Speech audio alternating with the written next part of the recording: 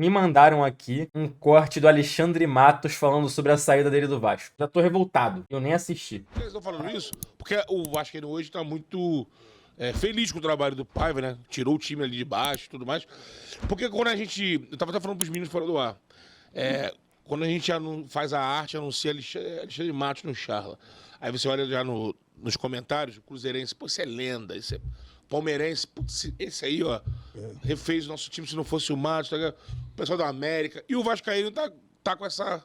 Vascaíno tá comentando, desgraçado! Vascaíno é assim, desgraça, inferno. É isso, esse é o Vascaíno, tá ligado? E jeito, Vascaíno é isso aí com o Alexandre Matos. Por favor, nunca mais apareça em São Januário. Se Deus quiser, nunca mais vai acontecer. Pelo amor de Deus. Eu não quero saber do Matos, eu não quero saber do O que Matos. aconteceu ali foi assim, primeiro criou uma expectativa. Primeiro que eu realmente, foi ótimo, foi curto, mas foi ótimo porque eu realmente comprovei que é um time gigantesco. Uma torcida espetacular e um time gigantesco. Querendo puxar saco o que agora. eles fazem no estádio, a festa, o apoio, a paixão. Quando é contratado também, quando foi um negócio... Quando você viaja pro Brasil afora, a imensidão que é nos aeroportos. É um time gigantesco o Vasco, né? E agora ele vai querer bater, tá vendo? Ele é político, cara, não tem jeito. Não deveria ter passado nada, nem um décimo do que passou nesses últimos 20 anos, né?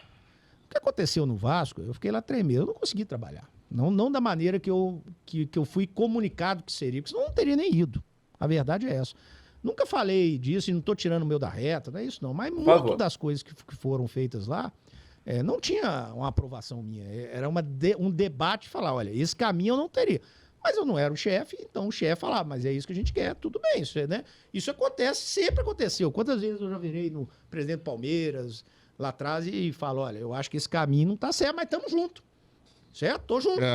Vamos embora. O que é isso aqui? Vamos fazer, então. Entendeu? Acho que isso não tá certo. E quando eu fui contratado, o que me disseram era isso. Olha, nós precisamos muito da sua experiência, porque a gente está chegando no mercado sul-americano, a gente entende que tem muita coisa que a gente ainda está aprendendo, né? Porque a maioria não, a totalidade deles ficavam na Europa, né? E são grandes profissionais. Da 777. Da 777. Pra meio inocente, mano, vou te falar. Isso aqui é só a primeira parcela. Em maio, foram 10 contratações e quase 130 milhões de reais gastos na primeira janela de 2024 pelo Vasco da Gama. Beleza? O Vasco gastou 130 milhões de reais na primeira janela. E aí você vem. João Vitor, 32 milhões de reais, o zagueiro. É muito bom o João Vitor, eu gosto dele. Adson foi 26. Já eu gosto do Adson, mas pra mim tá caro. 26 milhões, tipo assim, o Savarino veio por 10 pro Botafogo. O Adson ser 26 não faz sentido nenhum, tá ligado? Caro. Contratação que foi super faturada. Aí vem aqui. Esforza, 25 milhões. Até agora não provou em nada esse investimento. É muito jovem, tem potencial e tal, mas o Vasco precisava de um volante pra hoje, pro agora. E não tem esse volante. Tá indo atrás de outro volante no mercado aí e foi atrás do suíço Maxime Domingues agora pra tentar virar alguma coisa. Cleiton Silva, 18,8 milhões de reais. Jesus Cristo. Isso aqui era passível de cadeia. Cadeia, juro, é cadeia. O Cleiton Silva, que já saiu do Vasco. Ele veio pro Vasco, jogou 3 jogos, viram que era uma merda e voltou pra Portugal. Não tem como, pô, tá ligado? 18,6 milhões de reais. Absurdo. Robert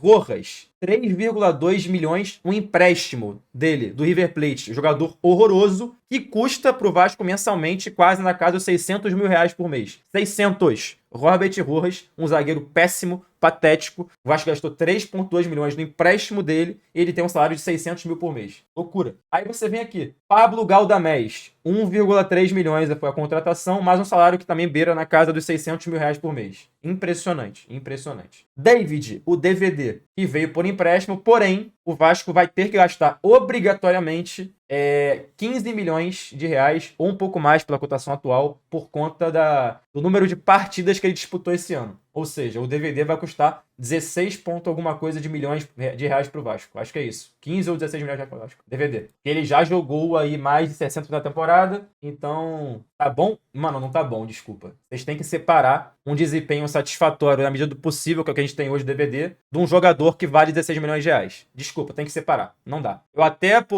tenho gostado do desempenho do DVD, ele é um cara importante pro Vasco hoje, mas 16 milhões de reais nele não faz o menor sentido. Visto que, por exemplo, o nosso vizinho, o Botafogo, gastou 10 milhões de Savarino. Então tá tudo errado. Tá tudo errado. Desculpa, tá tudo errado. Não dá. Aí tem mais. O Kehler veio emprestado, o Vitor Luiz veio emprestado, tudo bem. O Hugo Moura foi 11 milhões. O Hugo Moura que, assim, dos que estão aqui, né? Dos que tá é foda. Juro, eu odiei a contratação, mas hoje em dia tá pago. O que ele tem feito pelo Vasco hoje tá pago. Agora, mano, o Vasco, ele passou uma boa parte da temporada com um monte de rombo no elenco, buraco no elenco. E tem até hoje esses buracos no elenco, né? Porque o Vasco não conseguiu perceber as suas carências e contratar jogadores que conseguissem ocupar essas carências, tá ligado? O Vasco não conseguiu. Até hoje o Vasco tem essas carências. Até hoje o Vasco não conseguiu contratar um zagueiro decente. Trouxe um, que era o João Vitor, perdeu o Medel, tem 2 zagueiros ruins, que é o Pelé e Maicon, e um que é patético, que é o Rojas. Ou seja, fudeu, tá ligado? É isso. O Vasco até hoje, ele não tem um jogador para acompanhar o Hugo Moura como volante. Eles acreditaram no Matheus Cocão, que oscila, né? Vai oscilar. Não é um jogador ruim, mas também não é um jogador que você vai falar assim, cara, isso aqui tem que ser titular absoluto do time do Vasco, porque é um jogador novo, vai oscilar. E o cara tá oscilando agora e não tem quem bote no lugar. Não tem, tá ligado? É isso. Isso porque o Hugo Moura deu certo, que foi uma cagada monstruosa também. Mas tudo bem. Complicado. Complicadíssimo, né? Falta um centroavante pra ser reserva do Vegetti, que não tem. Se o Vegetti machucar, acabou a temporada do Vasco, tá ligado? Vai bater na madeira, né? Tem que achar madeira aqui pra bater, porque isso aqui é madeira. Pelo amor de Deus. Falta atacante do lado de campo, que o Vasco não consegue contratar. Assim, faltam coisas, né? Faltam várias coisas no elenco do Vasco que foi muito mal montado, muito mal planejado. Por esse cidadão aqui também que tem participação fundamental nisso. Não só ele, tá? Assim, não vou deixar só na conta dele, porque o senhor Ramon Dias e o senhor Emiliano Dias também foram peças-chaves do elenco ruim que o Vasco montou pra essa temporada, tá ligado? Os dois foram fundamentais nisso. Era um trabalho ruim no Vasco esse ano e, além disso, deram um aval para que jogadores ruins chegassem ao Vasco. Então, também são culpados. São grandes profissionais. Na Europa, no Brasil tem uma particularidade do futebol brasileiro. Eles não que só entenderam quem essa tá parada. aqui, É. né? Então, assim, muito das coisas que aconteceram, para não falar totalidade, e não tirando o meu...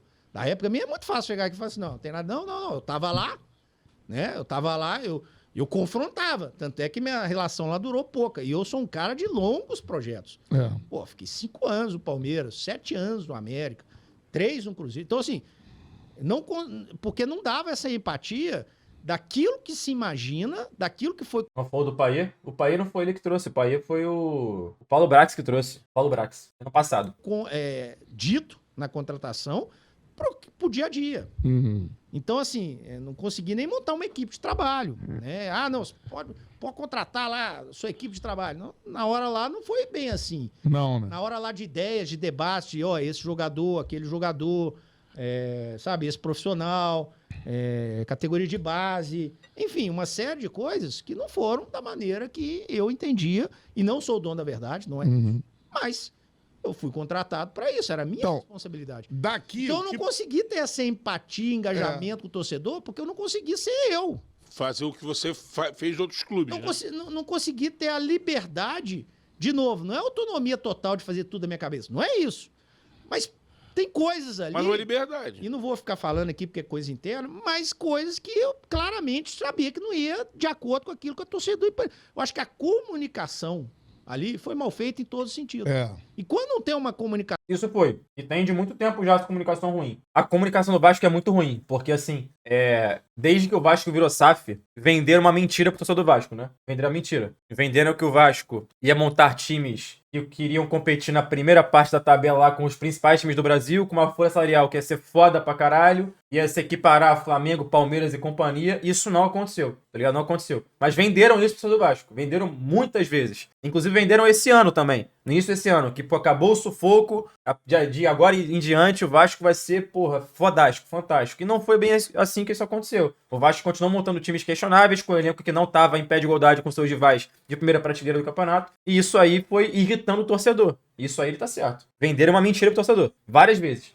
Nos últimos 2 anos, né, na real. Mas a folha é alta? Não. A folha, ela é alta, mas ela não condiz com a qualidade do time. Tá ligado? Ou seja, o trabalho foi mal feito. Comunicação clara, e eu tentei. Lembra de uma entrevista que eu dei? Eu ia testar essa entrevista. E ali, amigo, rompeu tudo. Ali foi um denominador. Ali foi, não pode ser assim, tem que estar conosco. Não é estar conosco, é explicar transparente o que é que está sendo feito. Porque senão a torcida imagina uma coisa, a gente imagina outra. E aí tem um abismo aqui de ideias. É que na entrevista do Matos ficou bem claro uma situação que acho que resume um pouco a relação. Eu vou citar o que você disse mais ou menos na entrevista. Um dos pontos que você pegou na entrevista, acho que foi essa, Que aí eu acho que isso mostra muito. Você citou a contusão dos jogadores, que foi uma contusão que pegou todo mundo de surpresa. Foi o Jair e o... Jair e o Jair e Paulinho. o Paulinho, 2 jogadores que Ainda não voltaram. Isso aí fudeu o Vasco mesmo. Fudeu muito. importante pro processo. E você citou, você falou no coletivo, pra ter uma noção. A gente teve 2 baixas importantes. O torcedor quer saber o quê? Vai repor? Aí você falou, eu apresentei uma série de nomes e eu tive negativa de lá. Por questão de não se... Que tinha aquela situação. Eu acho que era muito perfil, sabe? Tem que se enquadrar, o jogador tem que chegar É o que parece. e ser revendido. De fora, o que parece de fora assim. 777 tinha uma prática muito clara de contratar jogadores jovens para revenda. Era isso. E, assim, e pensava nisso acima do que estava acontecendo em campo, às vezes. Pra ser bem honesto, nem eu sei te dizer se é isso. Sim. Porque eu perguntei várias vezes qual é o propósito. Qual é o propósito? É fazer dinheiro? É ganhar título? Nunca me foi dito isso. Eu acho que o grande defeito meu, com essa minha experiência de 20 anos, foi eu não ter alinhado tudo no início.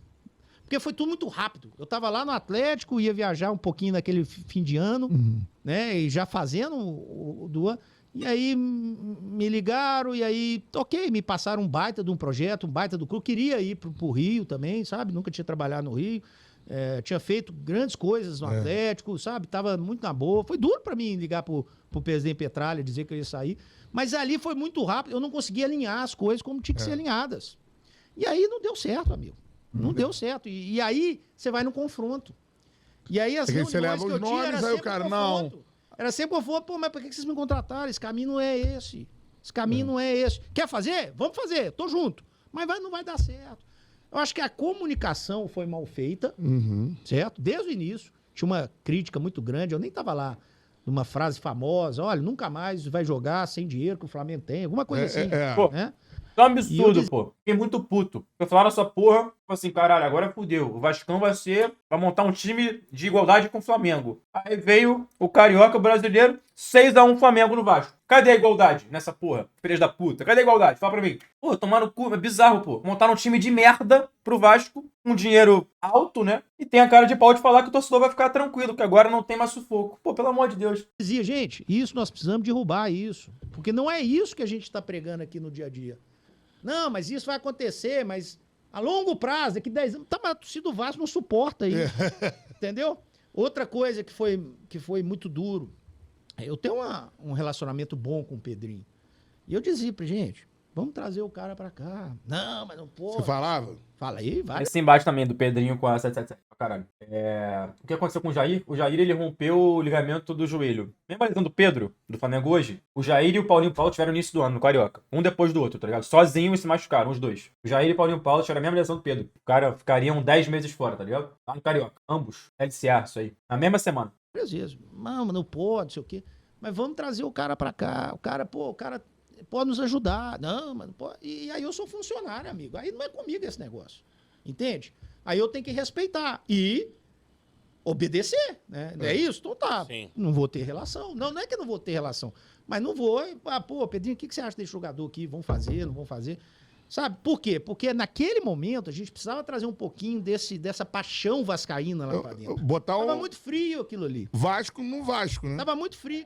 Fala, Charludo! Aí. Gostou desse corte que você acabou de... Não falou muita coisa, né? Falou que ele não conseguiu trabalhar. Que ele foi impedido de fazer o melhor que ele poderia fazer, né? Aí. Isso que eu esperava que ele fosse dizer mesmo, sei lá, talvez uma coisinha a mais, uma coisinha a menos, mas é isso. A grande questão é que, mano, no fundo, mano, tem gente que inocenta completamente ele. Eu não inocento, mano. Pra mim é todo mundo culpado. Ele é culpado, Lúcio Barbosa é culpado, a 777 é muito mais culpada que os outros, né? Tipo assim, a 777 tem a maior parcela da culpa, aí tem Alexandre Matos, aí tem Lúcio Barbosa, aí tem Ramon Dias e Emiliano Dias também, os dois são culpados também. Todo mundo tem um pedacinho da culpa ali. Paulo Brax no passado um pedacinho da culpa pequenininho também, porque eu vou te falar, depois de um tempo as contratações de Paulo Brax, algumas até se provaram ok, outras não, tipo, o Mito e o Pelé fudeu, né? Mas outras se provaram, bem decentes, assim. Então, entre erros e acertos, o Paulo Brax também errou e acertou, tá ligado? Tu também tem culpa? Eu tenho culpa também de torcer pro Vasco. O Casé tem culpa também de torcer pro Vasco, faz parte.